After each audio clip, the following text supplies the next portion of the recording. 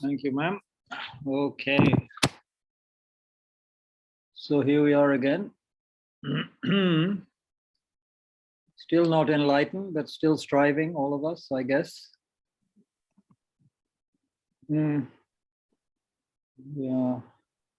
Joining from South India, from Mumbai, from the United States, from Dehradun, from Delhi, main Delhi, and then Noida, which I don't really consider Delhi, but I guess you're part of Greater Delhi, Pradeep ji? NCR, but it's UP. Yeah, I consider that kind of a, kind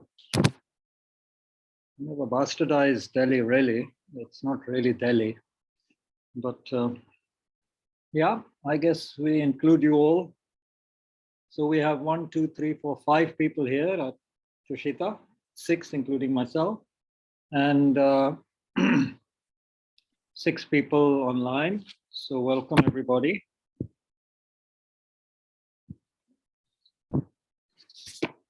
Today I'll be relying quite a bit on Pema Chodron's commentary, since I haven't been looking at that lately, and it's of course very good. And she does give certain outlines which I haven't been giving, which may be useful for those of you who want to study the text in greater depth.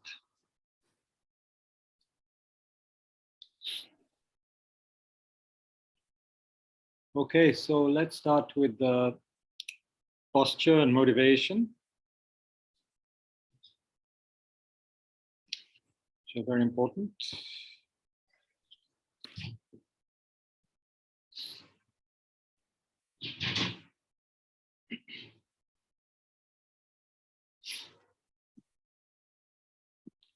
There's a spare copy here also.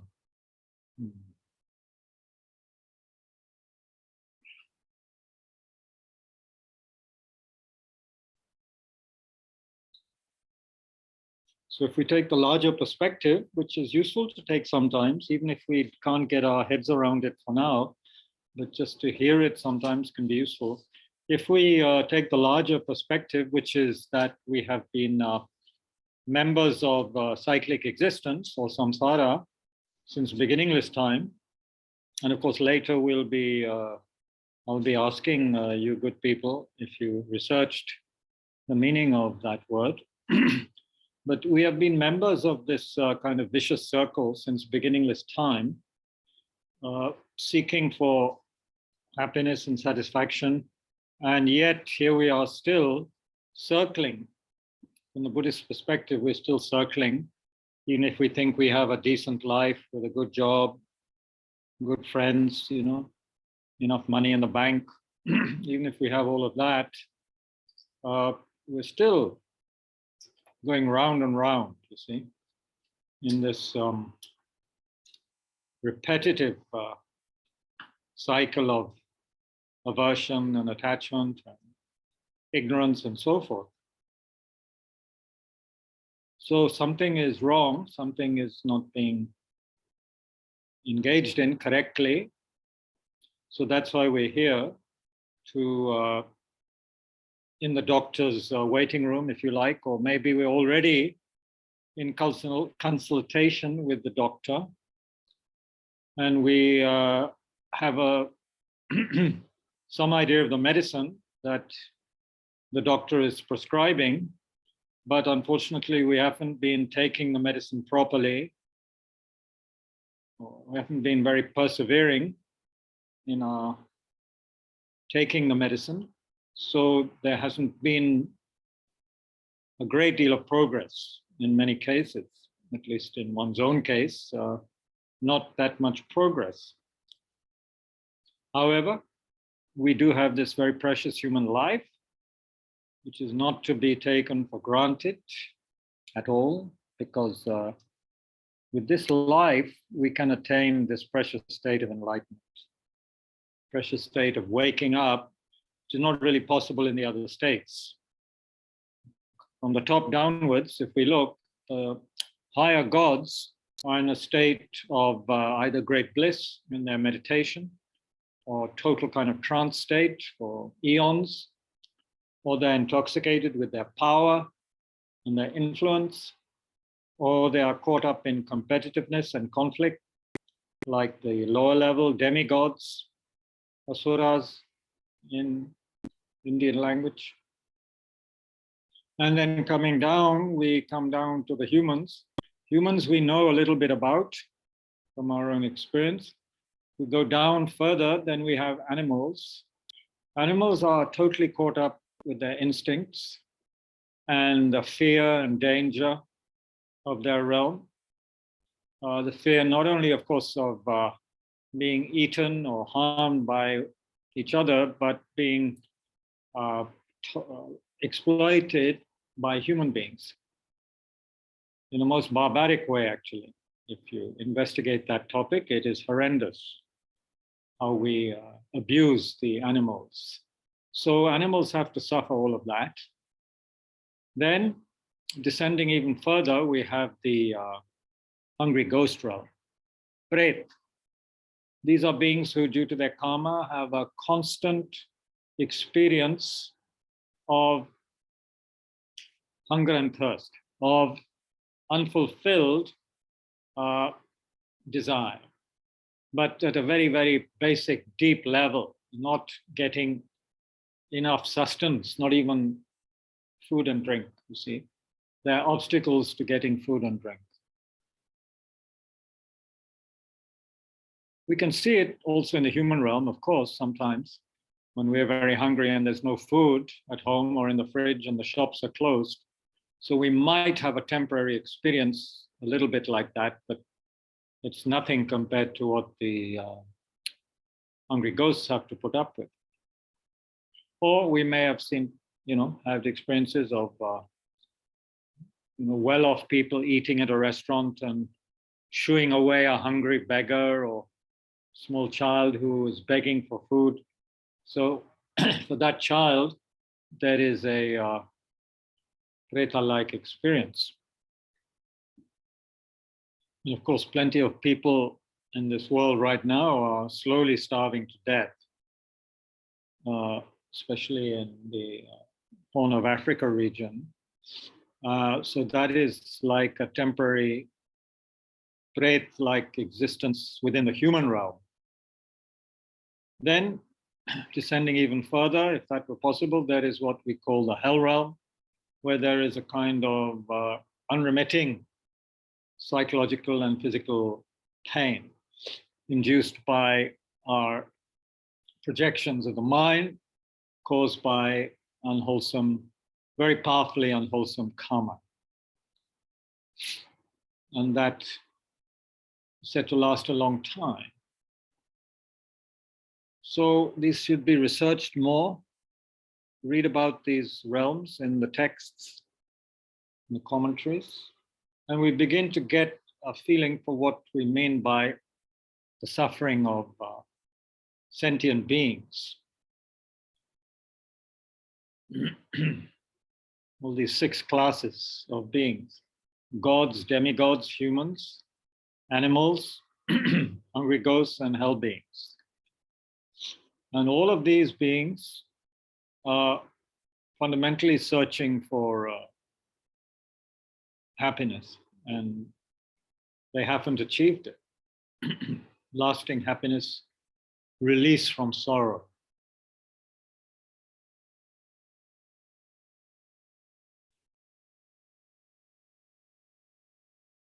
And that release will not be achieved until we have uprooted the cause of the suffering situation, which is the ignorance grasping at an identity, at a self, self-grasping ignorance, which then automatically leads to aversion, attachment, and all of the unwholesome activities connected with aversion and attachment.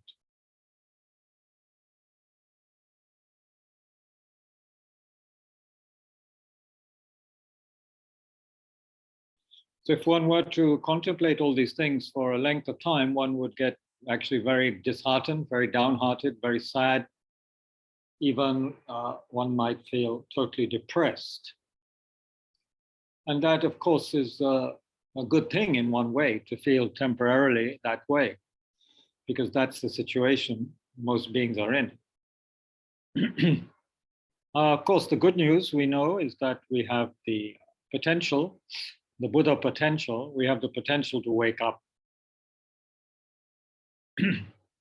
And given authentic teachings, we can, and teachers, then we have the methods to wake up, to deal with our situation skillfully and create the causes for getting closer and closer, if you like, to liberation and Buddhahood.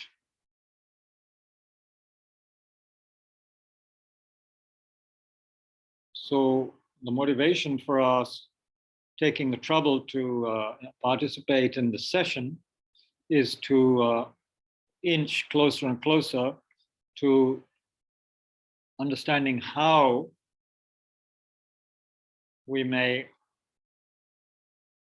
create the causes for greater happiness in this life and next life, next lives, then also create the causes for liberation and Buddhahood based on the great compassion, Bodhichitta.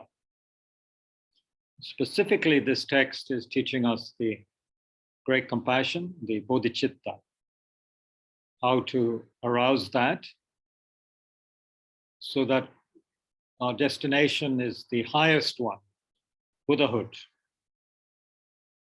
not content with just happiness or even liberation, nirvana.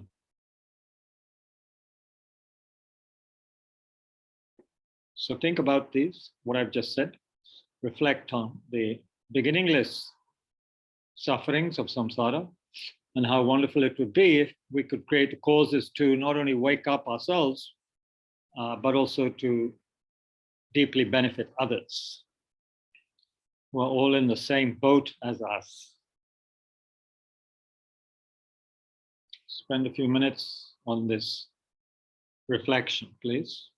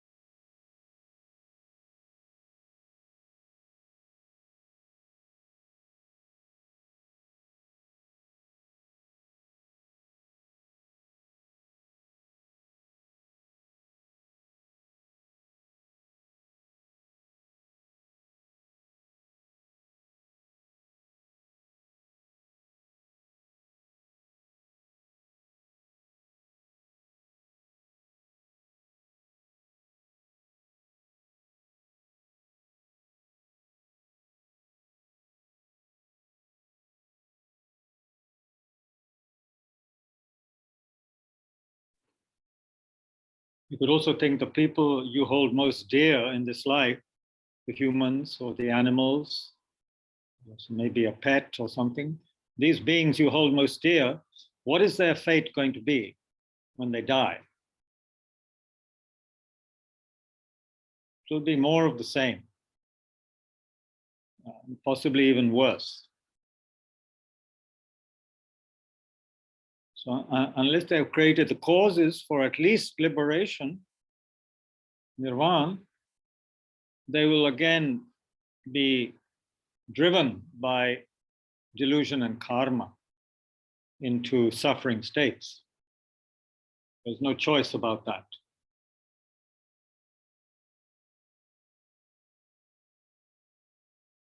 And of course, we will be parted from everything and everybody that we love.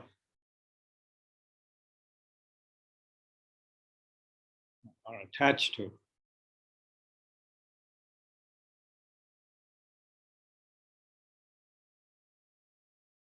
Shantideva says, we go on alone, but what goes with us is, of course, the habitual propensities, a lot of them very negative, unwholesome, which we then keep on repeating life after life,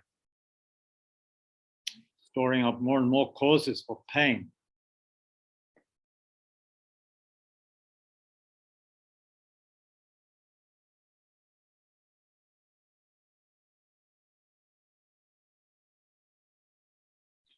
So I'm definitely going to engage in listening, reflecting, meditating, and discussing in order to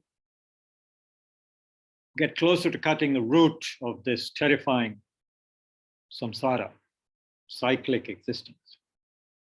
And not only that, I'm going to, like a good captain of the boat, ship, I'm going to carry with me all sentient beings across the ocean of samsara to the land of liberation, enlightenment. Since all sentient beings have been close to me in the past, have even been, it is said, our mothers, our fathers, and so forth, I must do what I can for them. Who else will do it?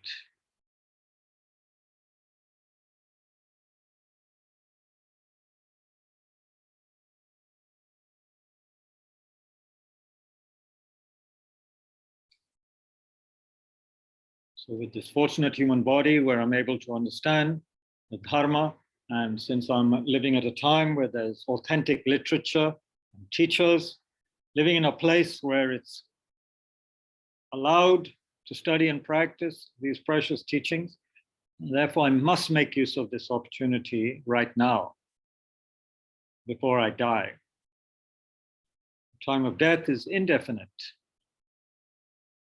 although death is definite. Time is indefinite.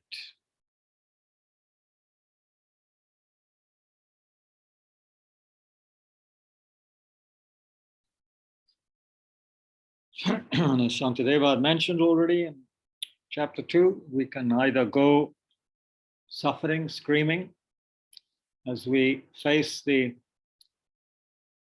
reflection of our unwholesome karma, or we can die more peacefully and happily with a positive state of mind. Depends on how we practice in this life, whether we guard our mind or not.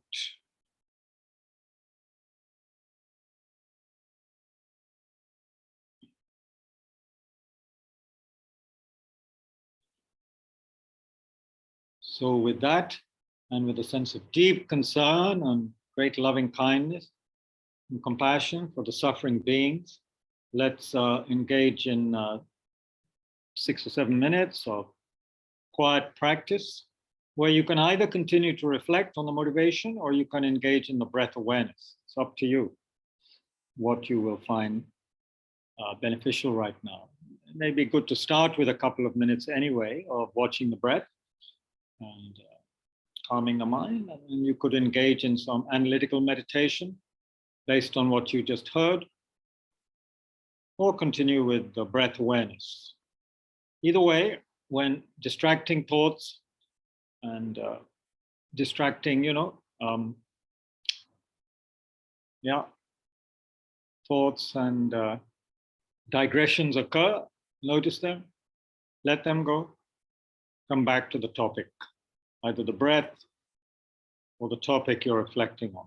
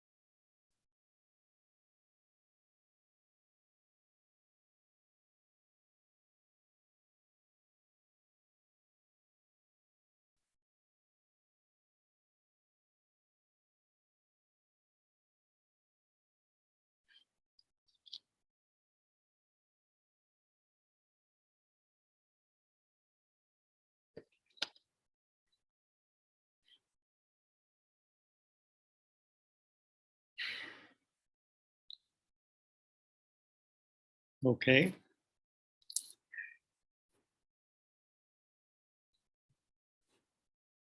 So let's continue with the text, and then we'll have some discussion later.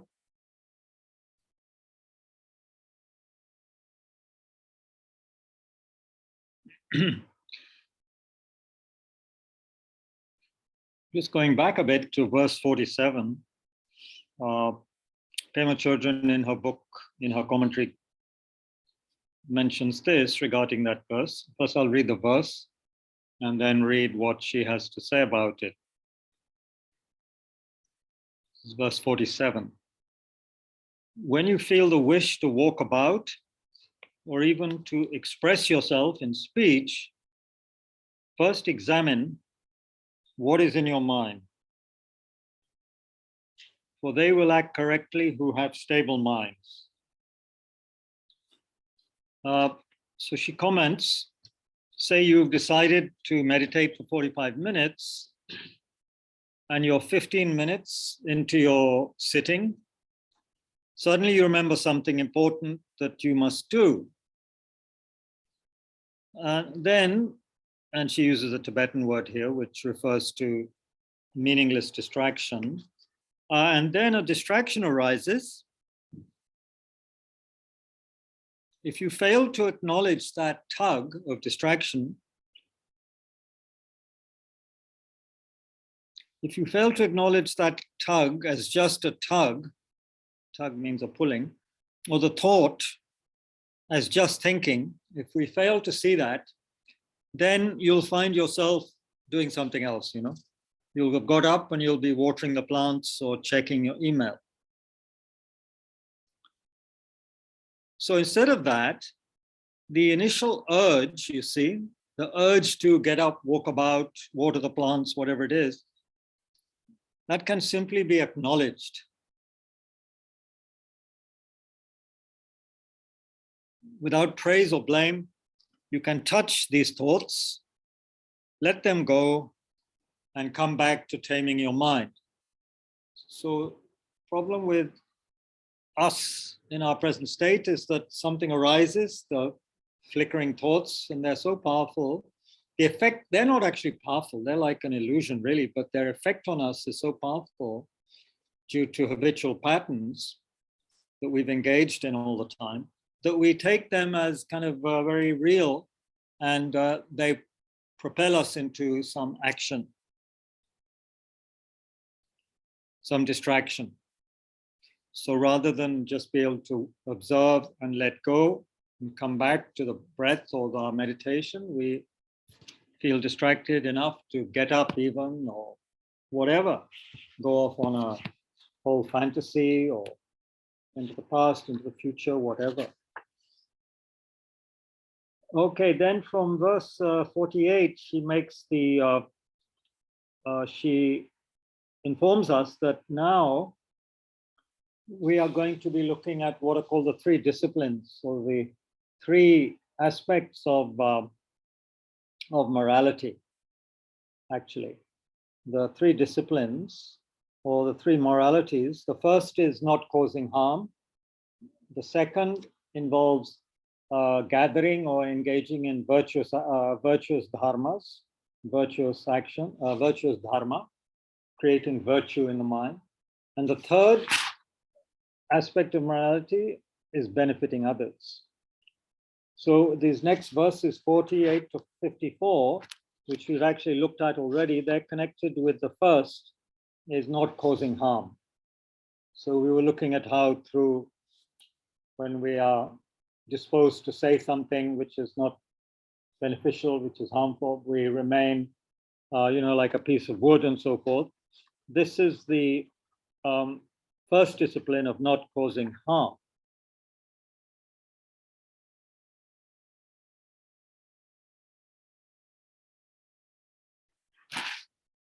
And Pema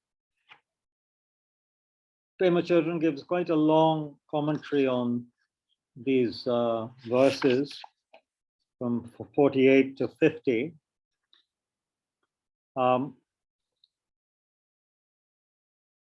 Where she's speaking about how we can remain relaxed into the energy of the anger or attachment without acting it out, without fanning it with our thinking process. Because what makes it hard to deal with is our thinking about the object of attachment, the object of anger,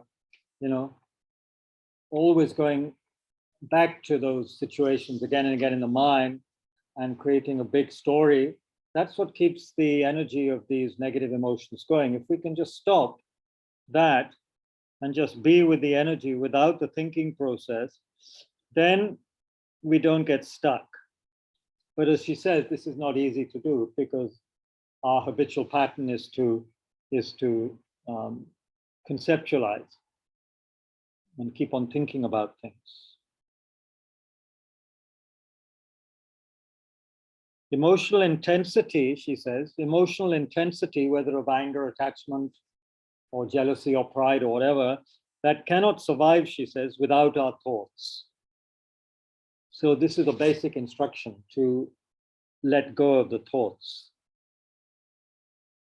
the thinking process, the ideation, and the images we keep on creating in the mind of situations. We don't catch these subtle thoughts, then our emotions escalate. So we can remain like a log. We can let the storyline go even after the emotional heat has started to rise. It's never too late to interrupt the escalation of the klesh, of the disturbing emotions, afflictive emotions. Say we were just about to act or say something, then Shantideva's advice is in that verse 48, don't act, be silent, do not speak.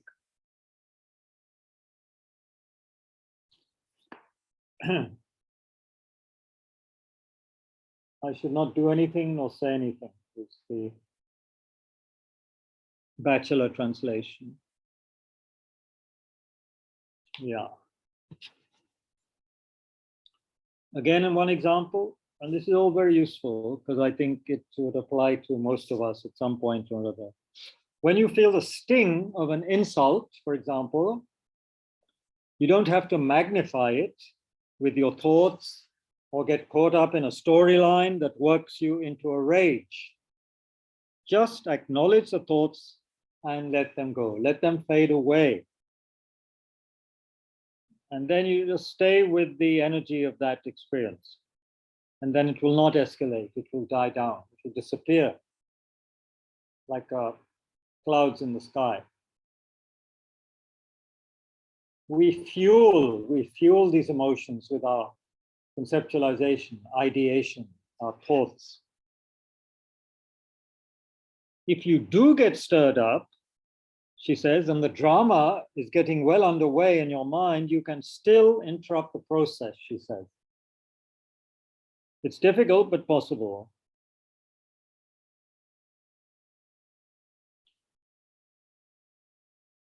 So the final instruction to refrain from, using harsh words or bad actions, actions that harm.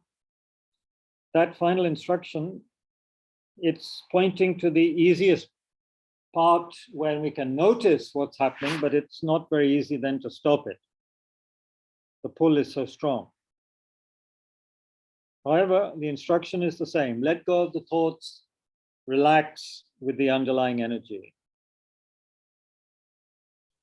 The practice of remaining like a log is based on refraining, not repressing.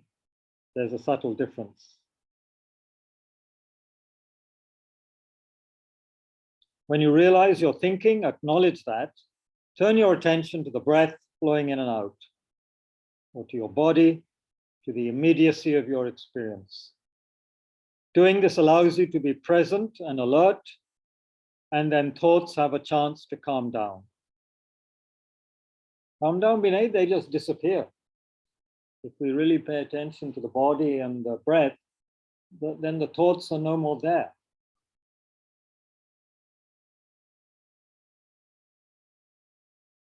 With this practice, it can be helpful to gently breathe in and out with the restlessness of the energy. A major support for learning to stay present. Basic wakefulness is right here, if we can just relax. I think that's a very important statement. If we can just relax. That's not so easy for us now. Somehow, it's a very unrelaxed way of life that we have. We're always on the go, on the move.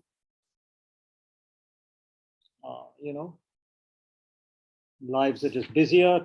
Urban areas especially are more crowded, so we always have to be on alert for traffic, for other people, not to bump into them. And quite apart from what's happening with our technologies, we're constantly on the alert for messages and so on and so forth. So that's not a state of relaxation or peace at all.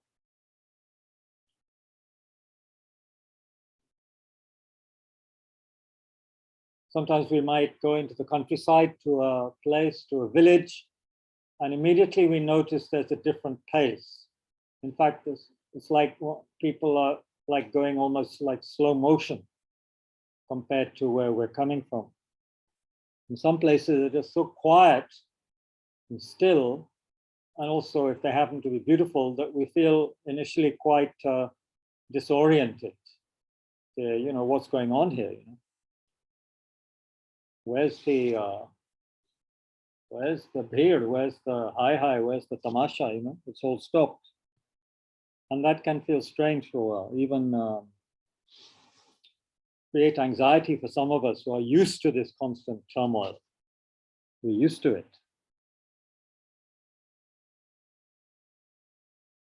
So basic wakefulness is right here if we can just relax. Our situation actually is fundamentally fluid, unbiased, and free. And we can tune into this at any time. That's one of the remarkable things, don't you think, about being human? We can tune into that deeper level of awareness and let go of it's almost as though we could dive into the deeper part of the ocean and not be affected by those churning waves on the surface. We can go down into the peace of the depths, and that is very restful. It's like taking a break from the horror show, from the burning quality of ordinary, at least the restless, distracting quality of ordinary life, ordinary existence. So remaining like a log is a very, profound, or covers a lot of very profound possibilities. The basic message is this: instead of turning up the heat and bringing your emotions to a boil, add some cool, refreshing water to the mix, and this charge of aversion attachment will subside. She uses a Tibetan word there, shenpa, which she explains several times in her commentary. It basically means attachment, or the charge in our emotions that habitually, magnetizes us into certain kinds of behavior. Shenpa.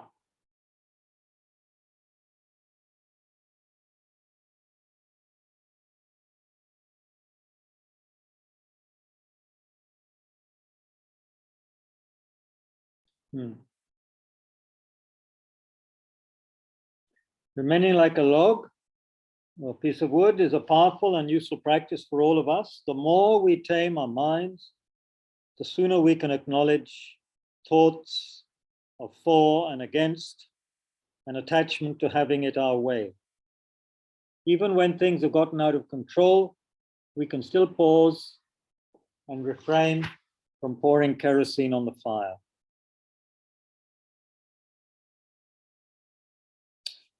Then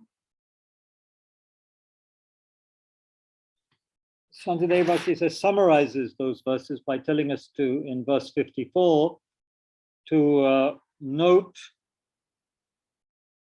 all of our urges, our thoughts, our futile strategies, and remain steady.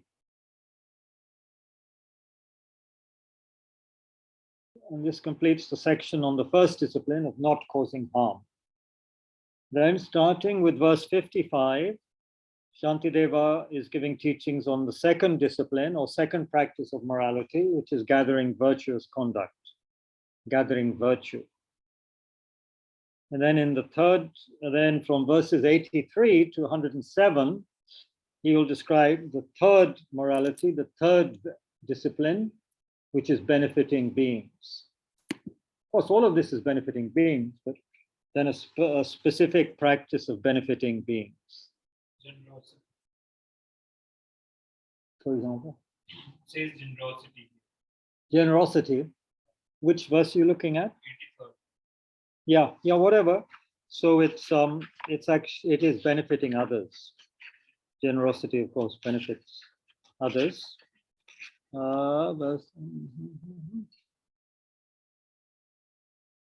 Yeah, the six perfections, giving and the rest. Progress in sequence. This is verse 83. Growing in importance, and so forth. Okay, so now verse 55 we looked at. The first verse connected with gathering virtue. The general instructions for gathering virtue. With perfect and unyielding faith, steadfastness, respect, and courtesy, with modesty and conscientiousness, work calmly for the happiness of others.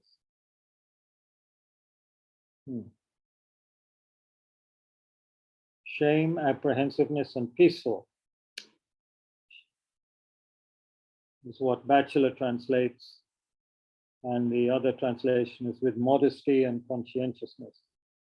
Okay, we're getting the message. Virtue, of course, is a word that I guarantee, well, we can see there are many people, especially young people, who will have never used that word in their lives.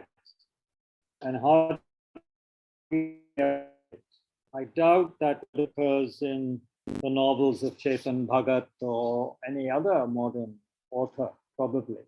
Virtue. This is a very important word, in going way back, because it's originally from the Latin, probably from the Greek, but definitely the Latin. And it means cultivating qualities that are productive of happiness, resonate with happiness, with liberation, ultimately enlightenment. So it's cultivating qualities that create the cause for enlightenment and liberation rather than blocking them. Non-virtuous actions, like the 10 unwholesome actions, killing, stealing, and so forth, they are blocking the path to happiness, liberation, enlightenment. So even in conventional thinking, Chodron says, basic warmth and open-mindedness are considered virtues. They are qualities that connect us with others rather than push us apart. Although they are always available to us, we can help the process along by cultivating them. Sadly, we're already quite skilled at cultivating qualities that block our basic goodness. Nevertheless, we can easily become accomplished in gathering virtue.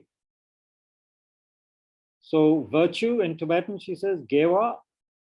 Common examples are non-aggression, love, compassion. He also lists qualities of faith, steadfastness, respect, courtesy, modesty, conscientiousness. These include sense of shame, and calmness. So what do we mean by faith?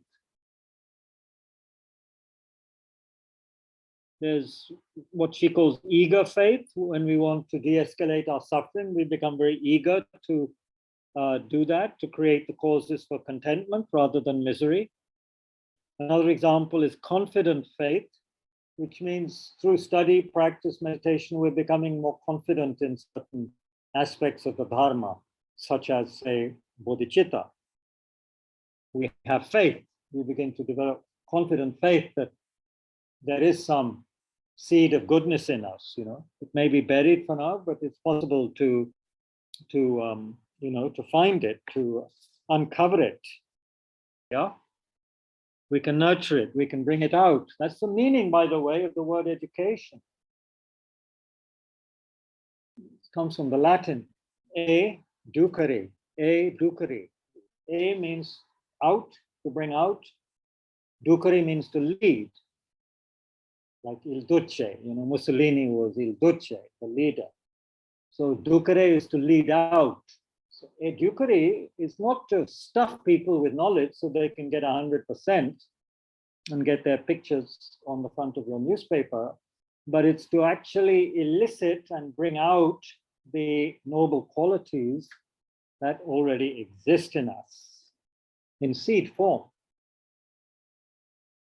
So educators, for example, like Aurobindo, the mother, Krishnamurti, their point is that if we create the right environment and we have the right sort of teacher who is kind as well as very awake and alert and so forth, then the natural goodness and so forth of the child can be elicited, drawn out, rather than feeling we have to stuff the child full of knowledge like filling petrol in an empty tank, which is more the modern way, modern understanding, which is ridiculous when you think about it.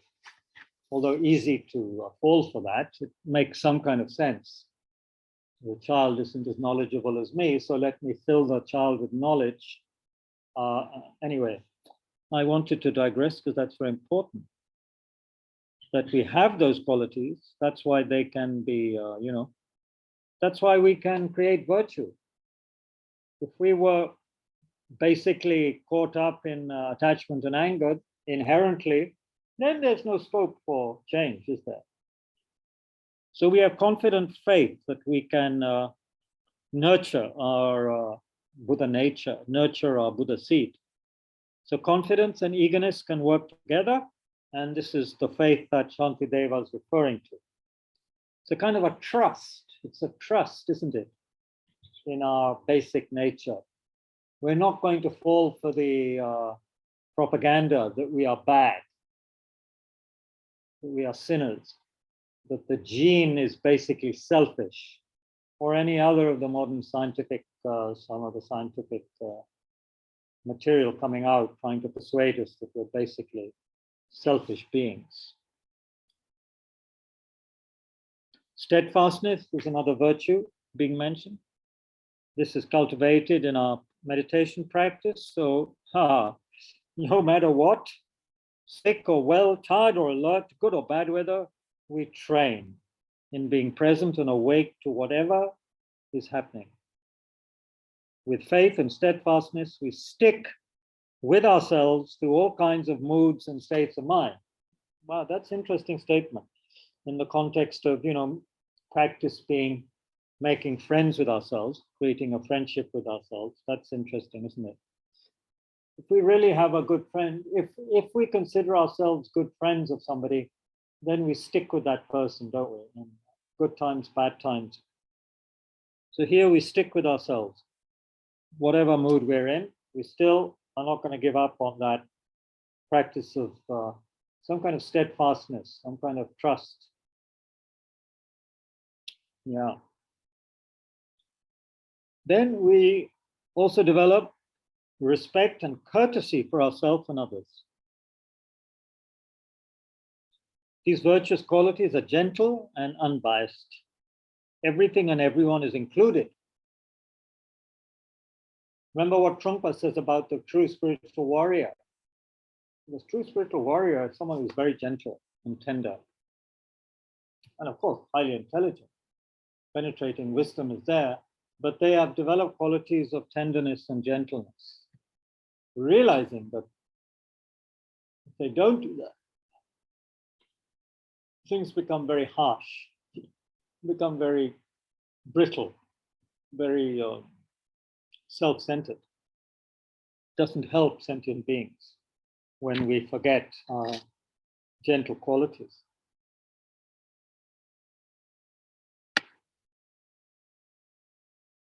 And she says the quality of modesty or humility comes naturally when we are attentive. When we see how reactive and unkind we can be, this humbles us considerably. Instead of causing despair, however, this painful realization can connect us with the tenderness of Bodhichitta. Modesty or humbleness is the opposite of putting on armor. Armoring ourselves is a way to hide ourselves from others. It allows us to be receptive and hear what others have to say.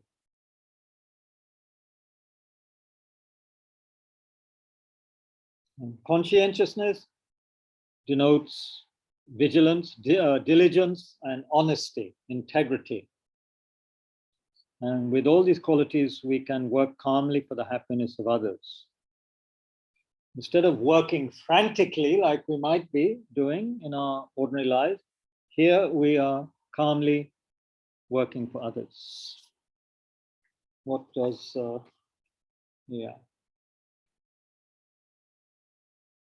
we're not making a big show of it. With sense of shame, apprehensive and peaceful, I should strive to make others happy. Yeah. We don't have to go marching, the equivalent of marching to Jantar Mantar all the time, proclaiming our goodness. We can calmly work for the happiness of others. Let us not be downcast by the warring, conflicting wants of childish persons quarreling. Their thoughts are bred from conflict and emotion. Let us understand and treat them lovingly.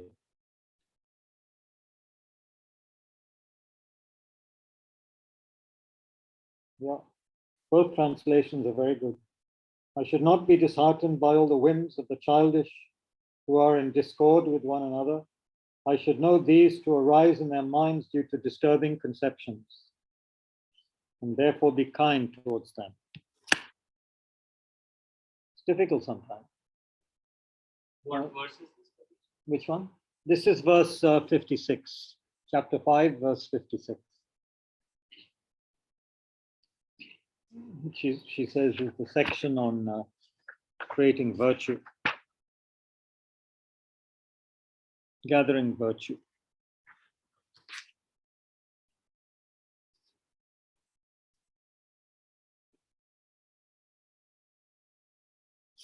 Verse 56, she says, makes it clear why we need to gather virtue, why we need to create that virtuous energy.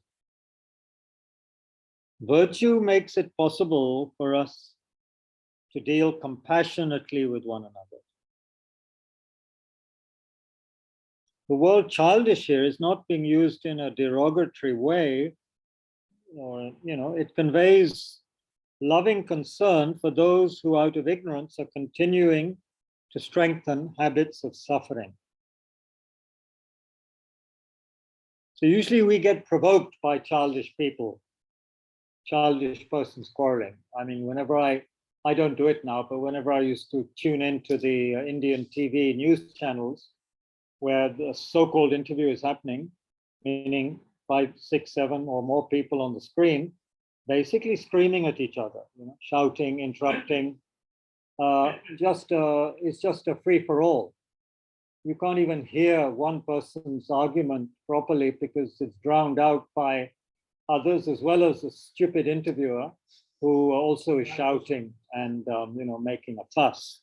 So, when I look at that, I tend to get provoked. I get angry, annoyed. So here we're saying the energy of negativity is very seductive, draws us in. Shantideva's instruction is to diffuse the charge by reflecting on why people do what they do. Of course, maybe some of those people are being paid to do what they do, yeah, on television.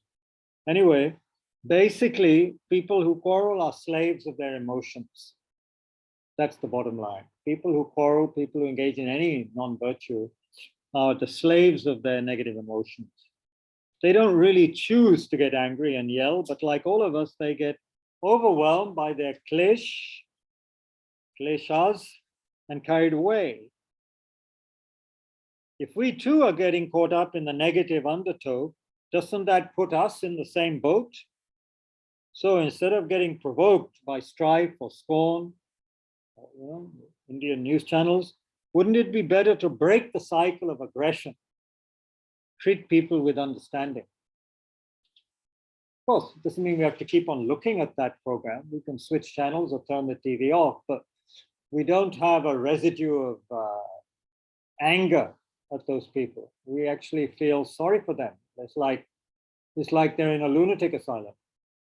Really, they are lunatics, sick people.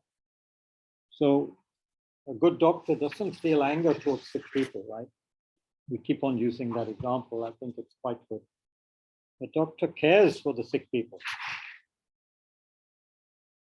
The nurse cares for a sick person. A good nurse, that is.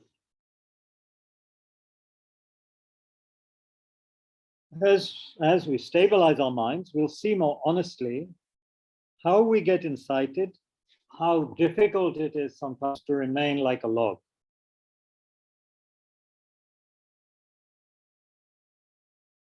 Thus, when others get caught up, we treat them lovingly, just as we would want to be treated in the same situation. Without looking down on others or disapproving of them, we realize our similarity with them. And we decide to communicate from the heart rather than some aggressive aspect of mind.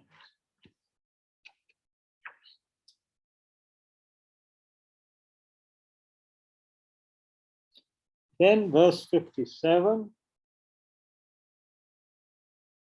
In doing that which by nature is not unwholesome, both for the sake of myself and other sentient beings, I should always hold my mind fast, acting like an apparition with no sense of self. Wow. So this is very deep.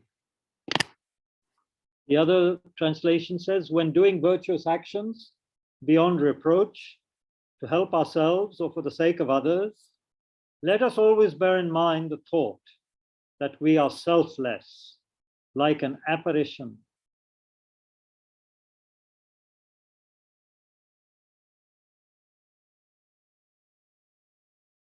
Very good. So, short commentary on this by children. We could be making too big a deal about doing things right, yeah? That, like the people who keep on telling people how many books they've written or how many talks they've been to or given recently, and keep on reminding people of how many, initials they have after their name and so forth. We could, identifying oneself as the virtuous one can be a problem for the Bodhisattva. Actually, very big problem. Very big problem. In fact, in the Vajrakata Sutra, the Diamond Sutra, such a person is, according to Buddha, not even to be considered a Bodhisattva. Someone who has that sense of, I am doing this good action for others, I am saving sentient beings. The Bodhisattva has that thought, then they're certainly not an Arya Bodhisattva or noble one, a wise one. They're still very beginning Bodhisattva.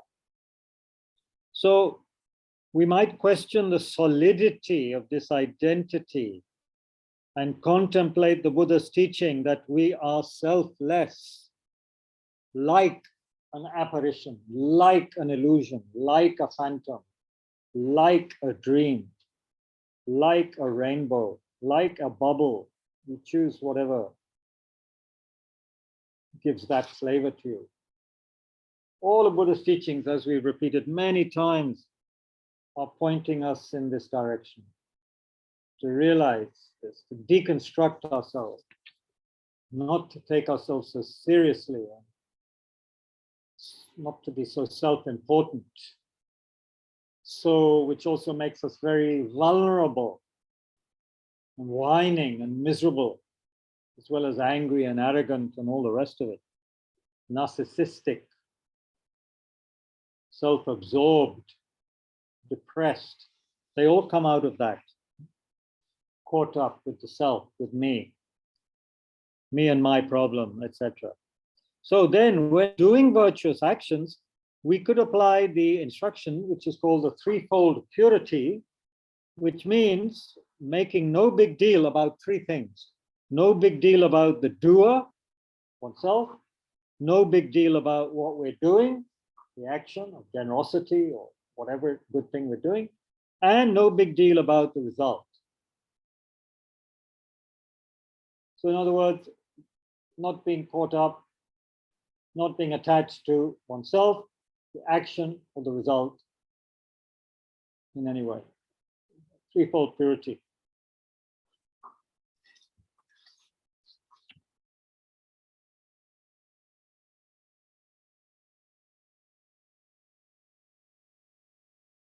Okay. Let's stop there and discuss. For discussion, it would be good if people show their faces. That's more human, unless you have a looking awful from last night's drinking or something, or you have a hangover, or you've been in a fist fight and you have two black eyes. But if you're looking okay, then please show your faces to each other. That would be nice, wouldn't it? A motley crew. Everyone here is showing their faces at Tushita, even though they may not want to. Yeah. Some people have sunglasses, but that's okay. Good, good. Yes, I never knew. I've forgotten what Chirag looked like. Rajesh, I remember. Okay, you're in your puja room where you prostrate, Rajeshji. Very good. Oscar Wilde is just an O in a purple square in a black rectangle. ठीक है, क्या करें? Nivita is, the mind is like tofu. It tastes like whatever you marinate it in. Very good. Apurva Gandhi is a rectangle. So is Ajirji and Naveen. Naveen is both a rectangle and a person. He's here. Very good. Apurva, good. Chalo. I'm commuting, says Faridun, so no show. Okay, well, it would be quite interesting to see where you are and the people around you, but no matter. No matter. The image you have, oh, very interesting. You're in a traffic jam in Mumbai. Yeah, that's very interesting. Yeah, I hope it doesn't last too long. Oh, you're walking, so that's all right. Okay, discussion. Let me allow you to unmute yourselves.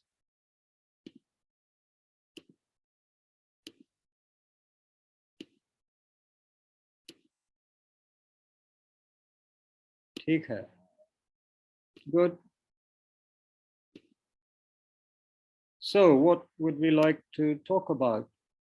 Has to be connected with what we've looked at. Don't bring up some other topic like Arsenal beating Liverpool 3-2, which I'm very happy about, by the way.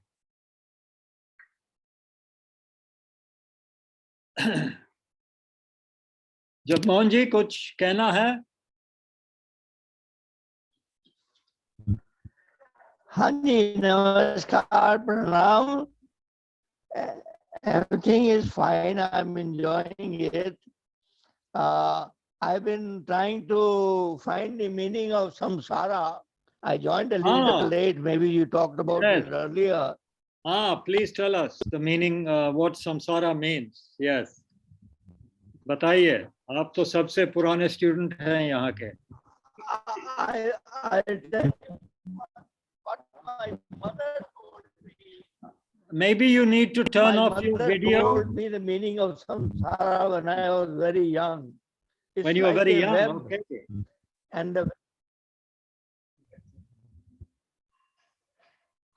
Can't hear you, sir. samsara is made of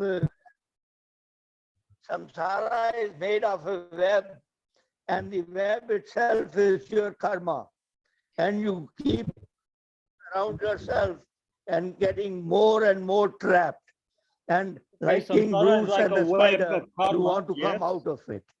Okay, that's Hello? good. Yes.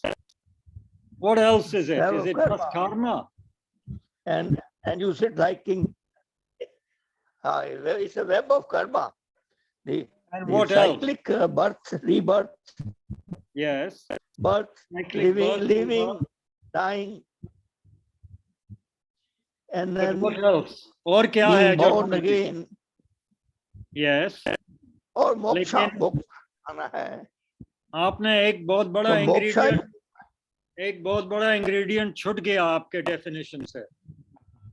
oh, is that right? Please do tell me. नहीं, कर्म तो आपने बोल दिया है, लेकिन एक और ingredient है ना. खिचड़ी में तो आपने खाली चावल लगा दिया तो छूट गया ना कुछ. डाल रहे. What is the second main ingredient of samsara? Karma, of course, but where does the karma come from? ये जो अकुशल कर्म का स्रोत क्या है? Springs from our illusions, our aberrations, and the way out is eightfold path and Our delusions and our aberrations, yes. And the solution is the Eightfold Path, correct. Yes. So, do we now have a working definition of samsara or not? Let's hope we arrive at one. Yes, let's hope so. Otherwise, we'll be suspended in air. Yeah. So, who would like? Thank you, Jagmohanji. Who now amongst the other esteemed members would like to give definition of samsara, either online or the real people here? Nobody.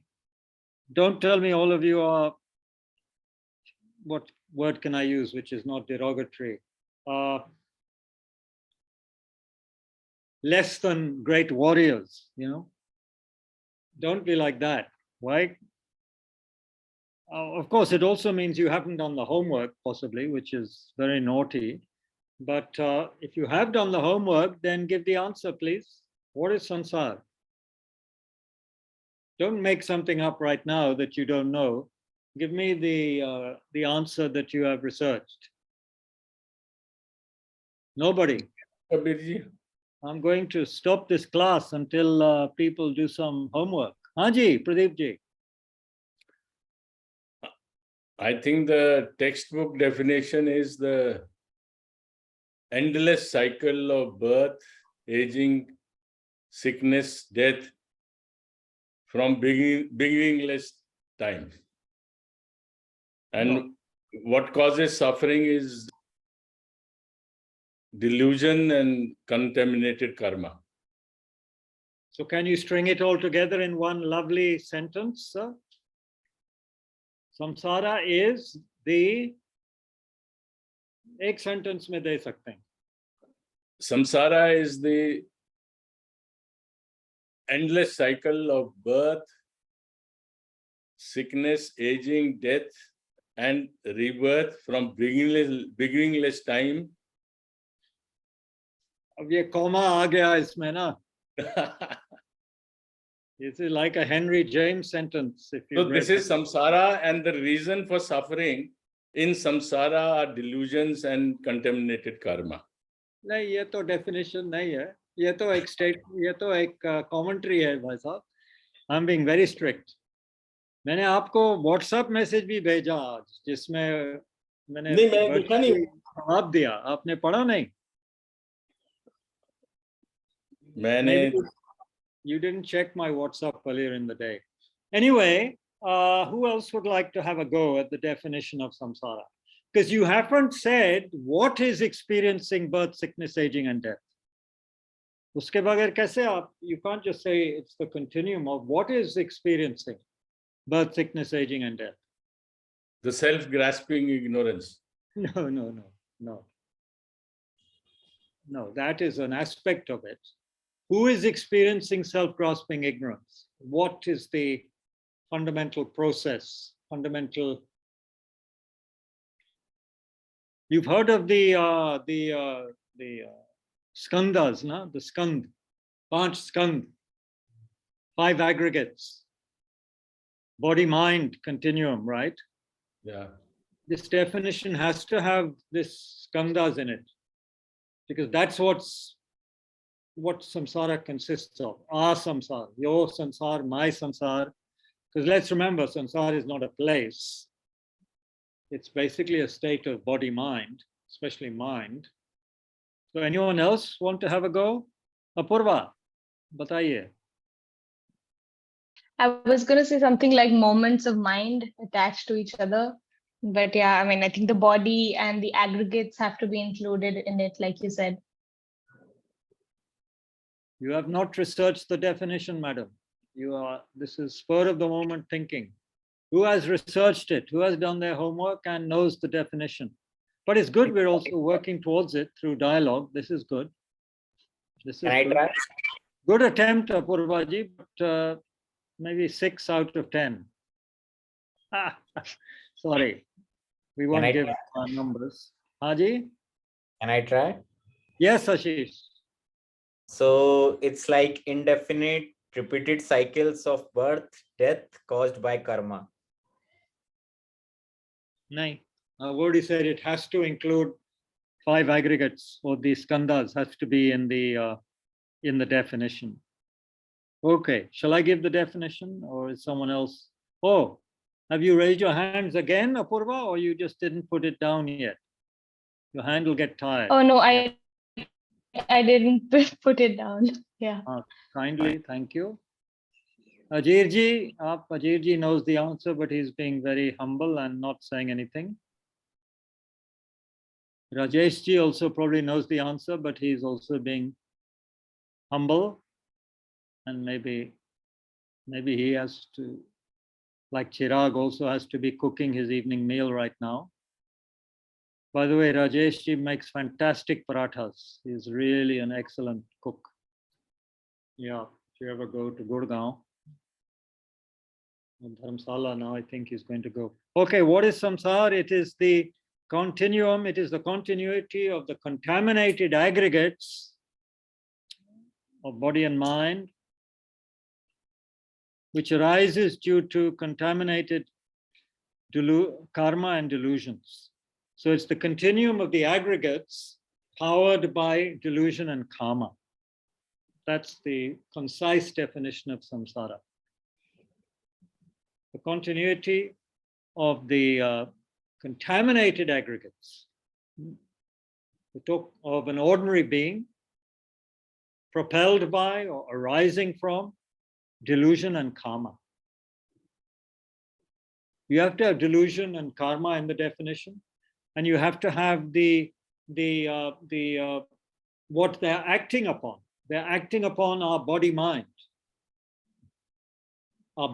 combination, which in Buddhism is termed, technically called the 5 aggregates, which is a concise way of talking about body and mind. Form, feelings, discriminations, the various other mental factors, and consciousness, the 5 aggregates. So they're contaminated by delusion and karma. And so long as they're contaminated, there will be no end to the samsara. because obviously, as you know, the self-grasping ignorance is the main contaminant. So long as that is there, we keep on going around in circles due to this ignorance. Keeps on causing us, forcing us, making us not only a slave of these delusions, but forcing us to behave in non-virtuous ways, basically dominated by aversion and attachment. So then there's no end to it. Keep on creating karma, keep on, keep on having to suffer the results, not bothering to purify, or if we purify, it's like cleaning up and then again dirtying things, you know?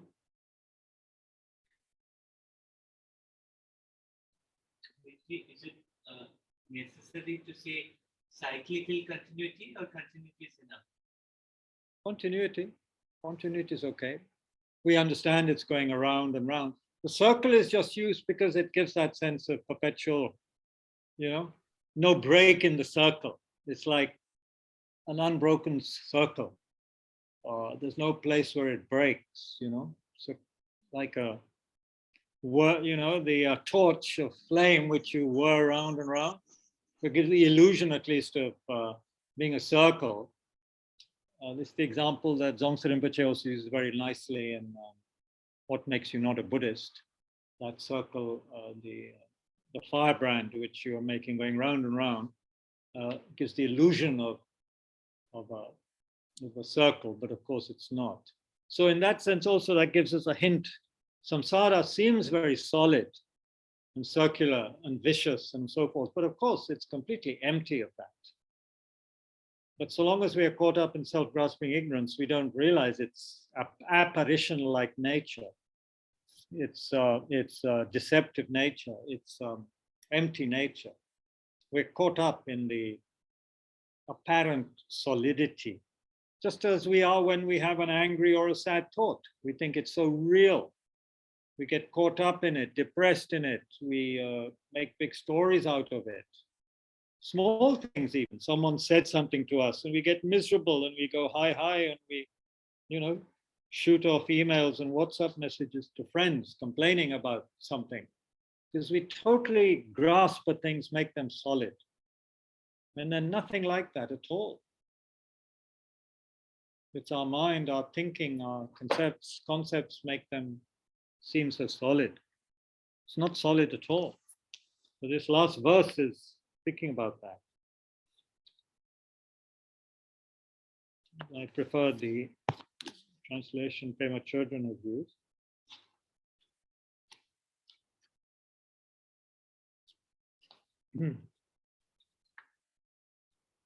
When doing virtuous acts, beyond reproach, to help ourselves or for the sake of others, let us always bear in mind the thought that we are selfless, like an apparition. This is, of course, the third of the seals, the third of the four seals of Buddhism, right? All compounded phenomena are impermanent. All emotions are pain, or all contaminated emotions are painful. All phenomena are empty and selfless. Nirvana is peace. So the third,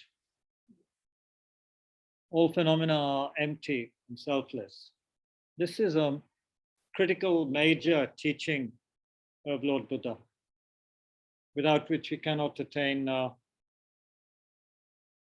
Buddhahood, cannot even attain liberation from samsara without that understanding of selflessness. But right now we are addicted.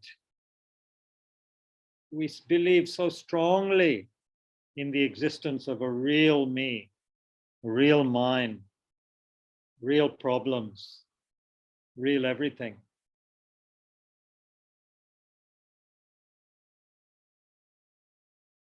Which is not to say there is no relative truth. Of course, there is relative truth, but we misinterpret it.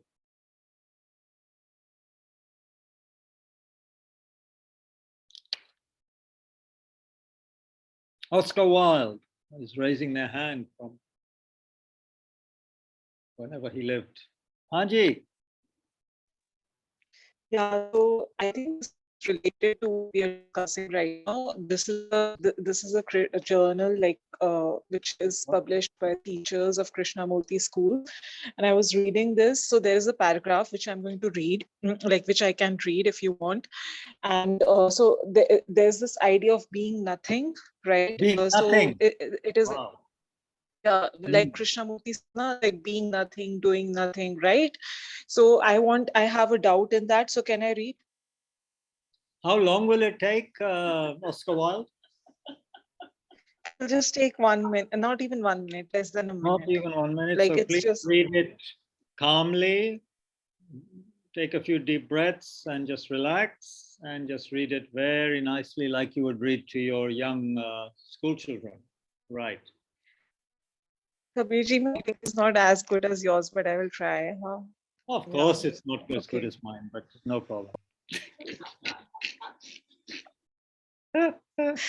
Okay. How will you be as good Okay. as me? I am the teacher. You Yeah. are the teacher. Boliye. Okay. So it says, watch this space is a catch phrase, but it deeper meaning. We think in facts, thoughts, things, realities. We rarely watch the space between. Closer investigation, however, reveals that thought is not completely continuous. There are breaks between thoughts and trains of thought. There are moments of pause in any human life. These we must bring attention to, for they are the moments, the space of no thing. Uncomfortable, perhaps, at first. After all, the collective collusion of mankind is trying to cover it over all the time. We can and must learn to live with it. For fundamentally, it is what we are, not what we think we are. Giving this focus to being/doing nothing allies us with our intrinsic human nature, with the source from which we flow ontologically. For in and for ourselves, we are not objects in the world, rather the reverse. The world is in us. We are not something or somebody, we are nothing. To give equal weight to this perspective is the primary requirement of the new educator. Was it okay? Oh, not okay. A lot of doubts there, a lot of elocution lessons you need, Anushri. But anyway, dire dire ho jayega, don't worry. And it was more than a minute, but you're forgiven. Theek hai. You understand it. Who has written this? Okay, I will show you. This is like the Krishnamurti journal, the school journal, like the teachers of Krishnamurti, the people who have been working in Krishnamurti schools for a very long time. So they published this, yeah. नहीं, लेकिन ये शब्द किसने लिखा है? Does it have an author that is given? Yeah, Stephen Smith. होगा कोई. ठीक है, अच्छा है. Any comments, anybody, on what Anushri read? I think Naveen looks confused. Vishad is smiling. Naveen is asking Anushri to read it again so that we can understand it more deeply. No, we don't want to hear it again. Space to hey, Shantideva says that, oh, you who investigate reality, please recognize, as I have done, that all is just like space. Wisdom chapter mein, towards the end. It's one of my favorite verses, actually, because I don't understand most of the chapter. But being a poetic sort of person, I very much like that verse of his, which is verse...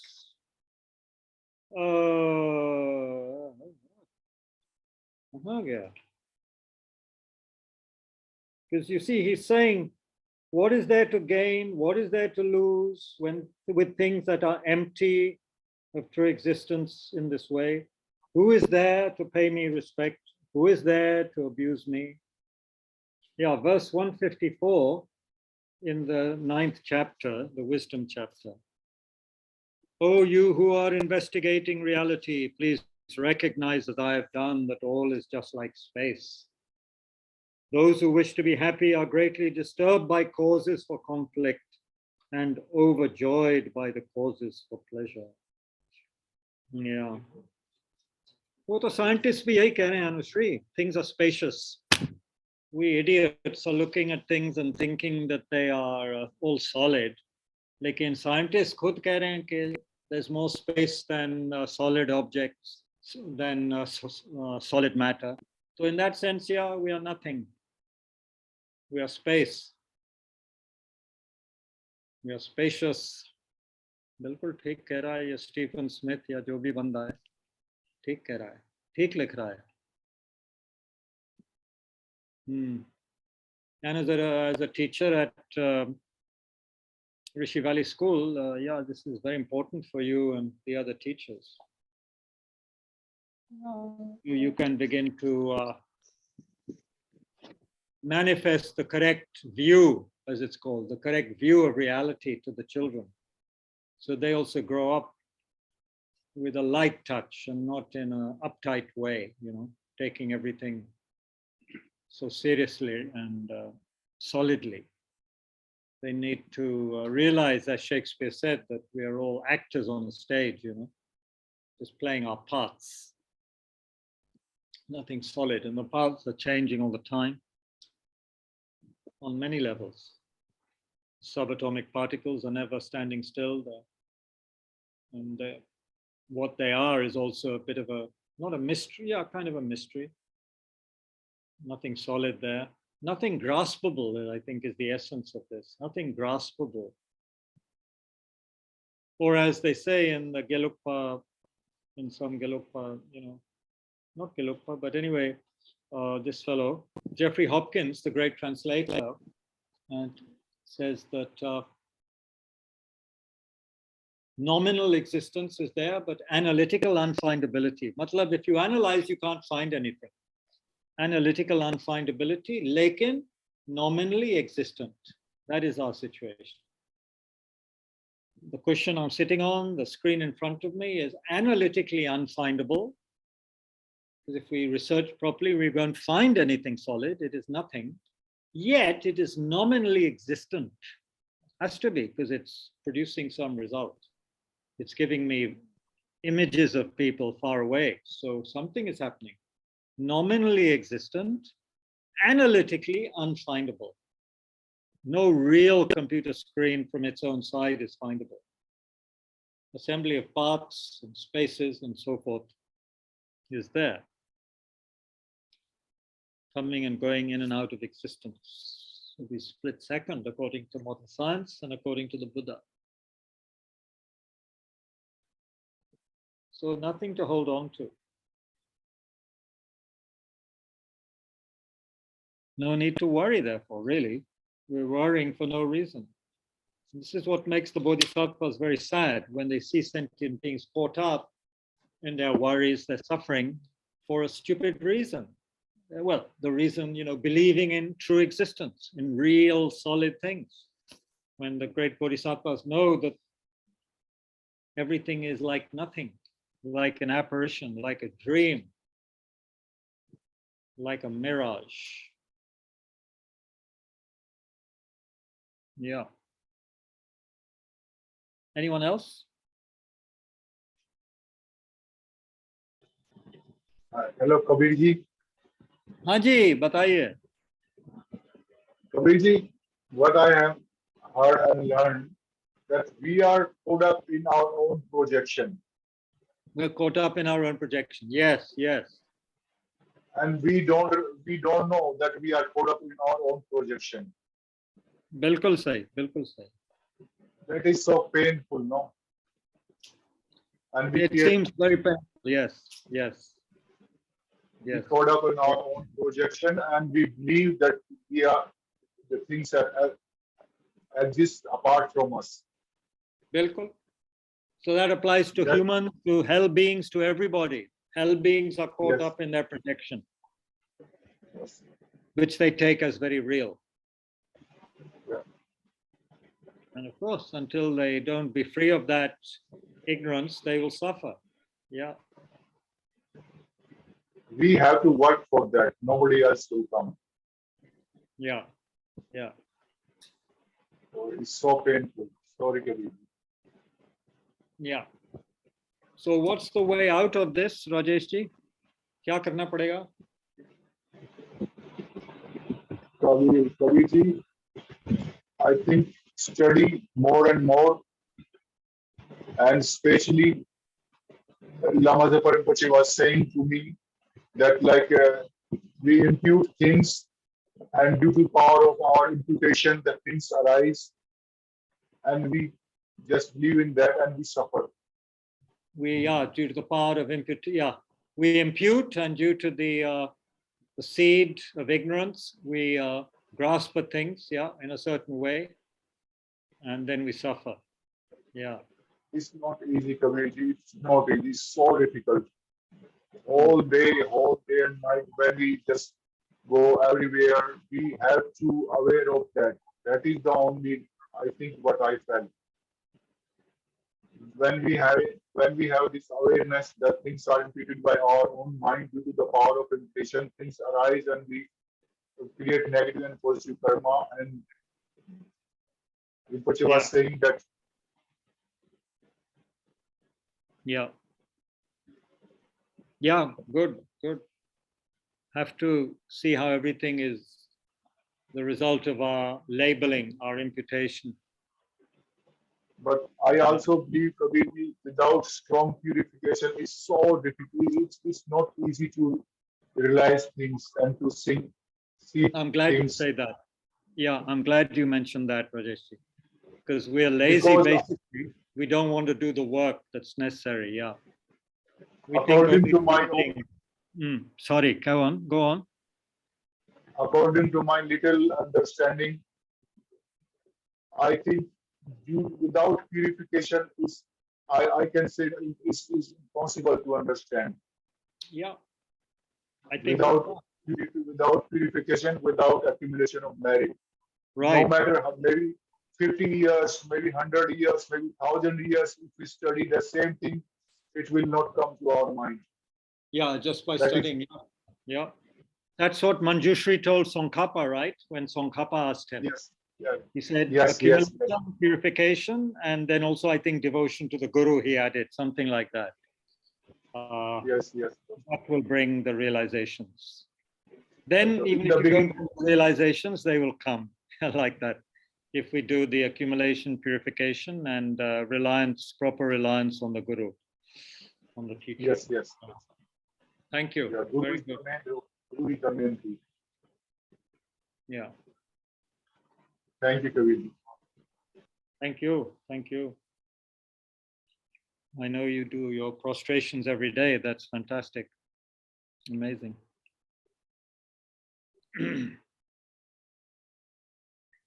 Anyone else? Just a few more minutes.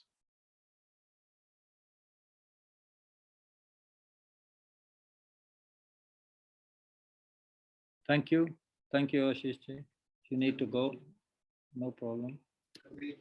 Ajur. Yeah. Yeah, sure. Just yesterday when we were talking about being like a piece of wood, today's verses also, until we reach the one about seeing the solidity of things, it all seemed quite heavy, and then suddenly it became light. I was just wondering about the importance of a sense of humor on the path. Definitely. Taking things too seriously. Absolutely. Yeah. They even use that language in some of the teachings, where in meditation there needs to be a sense of humor. Not in the sense that there's a joke and you're laughing at a joke, but it's like everything is like, as Trungpa said, a cosmic joke. Samsara is like a joke because we're believing in something that doesn't exist. So that's kind of funny. And then we're getting all caught up in it and agitated by it. It's like people would laugh at someone who's so caught up in a mirage on the road and, saying how they're going to fill their thermos with that delicious looking water over there. So then people are thinking this is a big joke. This person is really not understanding what is going on. They think they can fill their thermos with a mirage, when it's only a mirage, there's no water there. So whatever, yes, sense of humor is very important, being able to look at something with a certain perspective also. Just as we can laugh at dogs and animals, the way they behave, we see how some of our behavior is like that too, territorial, caught up in, birth, copulation, and death, as I think Eliot said in one of his poems. Sujitji, you can tell us which poem of Eliot. Birth, copulation, and death. Is it? Can't remember which one. Anyway, so we're all caught up in that, just like dogs and cats and cockroaches. So it's all a bit of a, whether it's a bad joke or a good joke, it's kind of, there's need for some humor. Yeah. Well, it's a tragicomedy as well. Sweeney Todd, yes, okay. Sweeney, yeah. Thank you, Sujiti. So if you want to, any question you have on English literature, poetry, and also probably some Hindi literature too, you can just ask Sujitji for free in these sessions. Yeah. What else, folks? Silent minority. Haji? Hello? Who's that? Oscar Wilde. Boliye? No, okay. Anybody else? Ajib ji, Naveen ji, Navita ji, you have not spoken anything?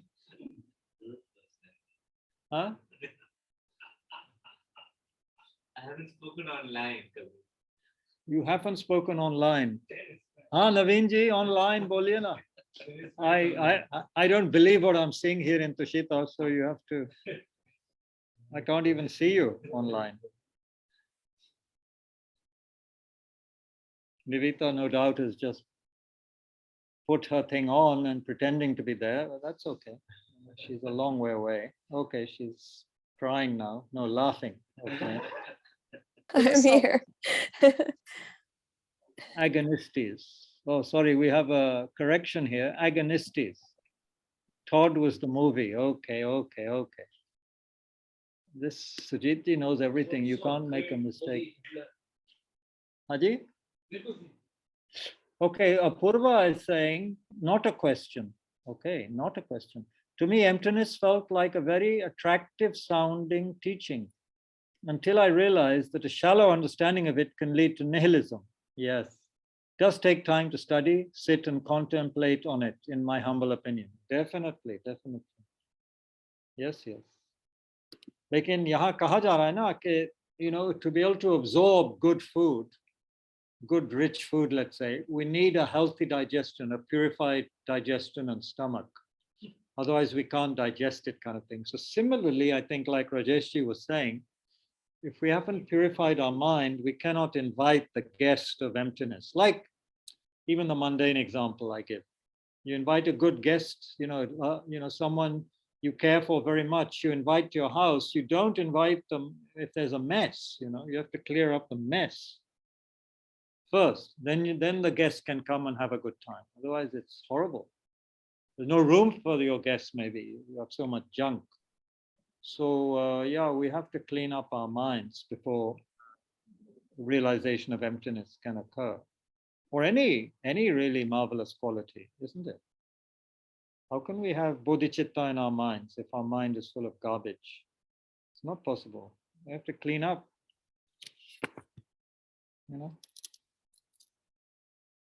Yeah. Anyone? Just 5 minutes, then I'll be dashing off to Vanita Auntie and supper, and possibly something on TV. I doubt Auntie will want to hear about emptiness and Bodhichitta, or I'm not sure. I underestimate people. We behave in a in a cliched way, in a habitual way with our relations. Who knows? You know, my aunt is a talented, quite talented painter. She painted a Manjushri, which she started 30 years ago and she finished last year. And I kept on reminding her, yeah, she started it 30 years ago. I gave her 1,000 rupees. I commissioned it. Then she lost it. Then she found it. Nothing was happening. Then last year earlier this year, she finished it. Can we have a look at it? Yeah, come over. Yeah. So I should talk about emptiness to Auntie. Maybe she'll dig it. Yeah. Anything else, folks? क्या P रहे हैं जगमोहन जी? आप अपना Horlicks P रहे हैं क्या? No, okay, frozen there. Anyone? Kabir ji. Sorry. Sorry, I Dinner time. Dinner time, yeah. You have your soup, your dinner. I'm sorry to interrupt. Dinner time. I hope. Sujit ji ko kuch kehna hai. I'm sorry I asked you that irrelevant question. Huh. No, I was just looking through Geshe-la's notes, and from 2 years, 3 years back, and he gives a lot of synonyms for samsara. He says that samsara is misery, that samsara is a state of loss of freedom of your mind. Yes. And then he just says that if it is misery, then miseries arise from contaminated karmas, which in turn arise from afflictions, which in turn arise from ignorance. Yes. Yeah, bilkul. Yes. Yes. Okay, so that is what I remember, that samsara is misery. Samsara is a loss of freedom of mind. Yes, yes, bilkul. It involves those things, but technically it wouldn't be a definition of samsara. Yeah. That's a major quality of it. Yes, it is painful. Kabir ji, Geshe-la also makes this 5-part reasons for suffering, why it ends in suffering, which I found was very insightful and useful. Self-grasping ignorance leads to inappropriate attention. Yes. Inappropriate attention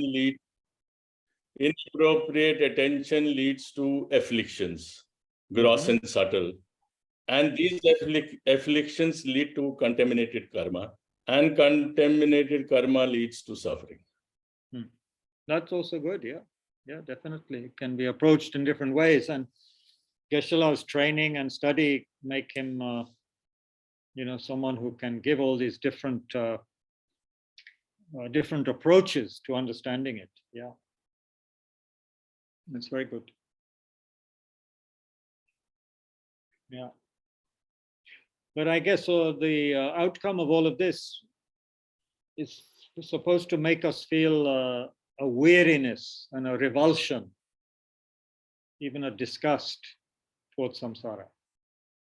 But of course, a disgust that for the Bodhisattva is tempered with great compassion, which is not afraid to come back into so-called world, into the world to help others.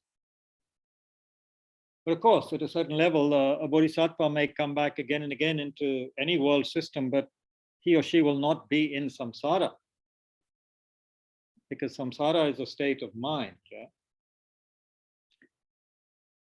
So if that Bodhisattva is not propelled by karma and delusion, then they're not in samsara.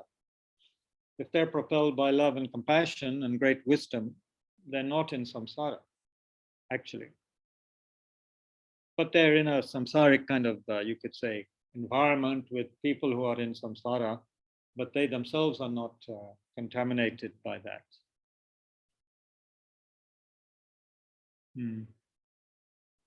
they're not in misery.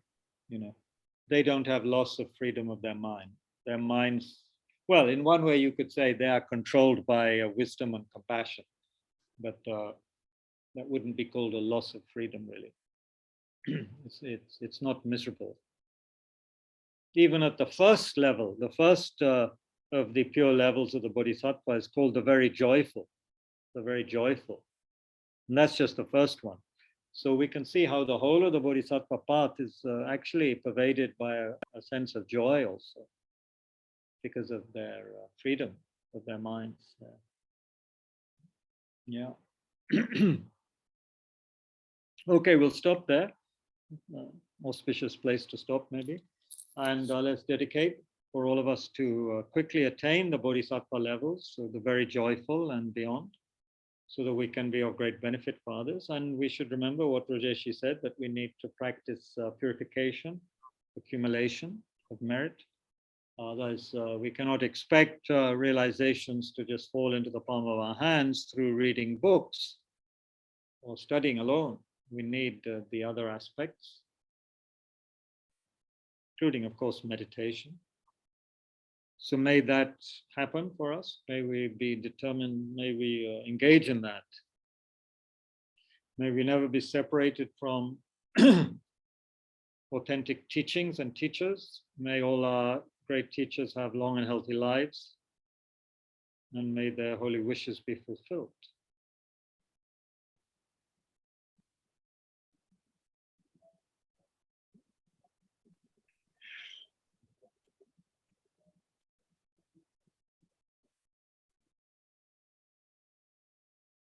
May we never be discouraged, but constantly enthused by the, as it says in Shantideva's dedication chapter, may we constantly be inspired by waves of joy from bodhisattvas.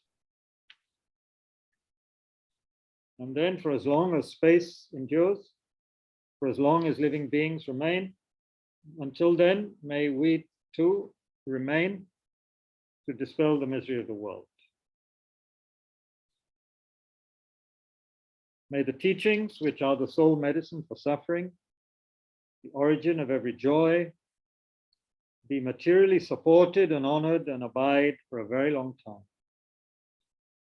I prostrate to Manju Ghosh, through whose kindness wholesome minds ensue, and I prostrate to my spiritual masters, through whose kindness I develop.